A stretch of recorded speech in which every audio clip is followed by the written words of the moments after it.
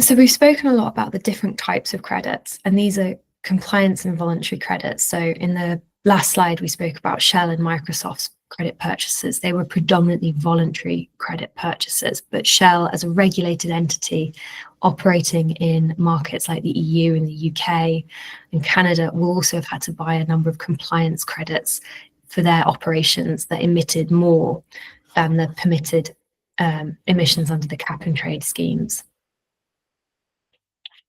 There's a lot of differences between the two schemes. As we spoke about earlier, compliance schemes are operated by governments, by entities like the EU and national governments. And so they are very, very clearly defined in the legislation.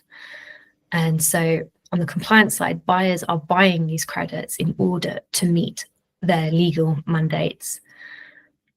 And they need to buy the type of credit that fits the jurisdiction that they're in. And so companies operating in the UK will buy UK allowances, those in the EU will buy EU allowances, those in Canada will buy Canadian federal GHG credits, those in California will buy Californian ones.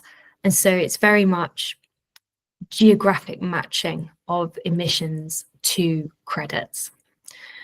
And the credits are certified by bodies overseen by the government. So in the UK, the Department for Business and Trade have the ultimate responsibility for certifying UK carbon allowances, but they will employ consultancies and agencies to do this on their behalf.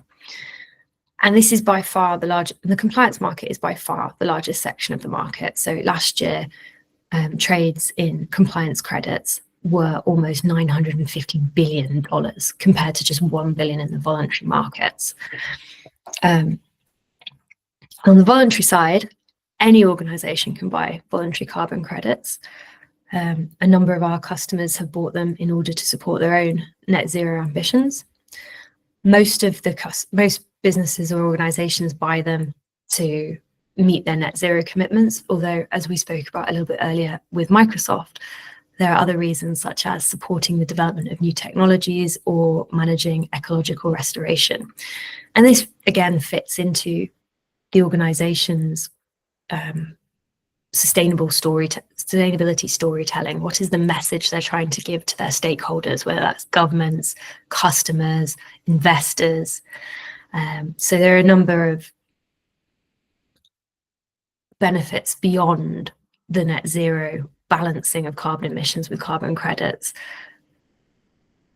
You might remember a few years ago, a lot of airlines were making claims that their flights were net zero because they'd balance with carbon credits. And so that was part of a marketing strategy to encourage people to buy, to distinguish different airlines. So airlines would say, we're carbon neutral, therefore flying with us is better for the environment than flying with our competitors. So it was part of their customer acquisition strategy. Voluntary credits are certified by a number of organizations around the world. The largest are Vera and Gold Standard, but Climate Action Reserve and the Clean Development Mechanism are other significant market players. It's very much a growing market, and the types and methodologies of credits that are available are growing every day as well. So if you ever go on the Vera, the Gold Standard, Climate Action Reserve websites, they have published methodologies of how they verify the carbon claims, and they're publishing new ones every year because as new technologies become available, there are an increasing number of different kinds of carbon credits available on the voluntary markets.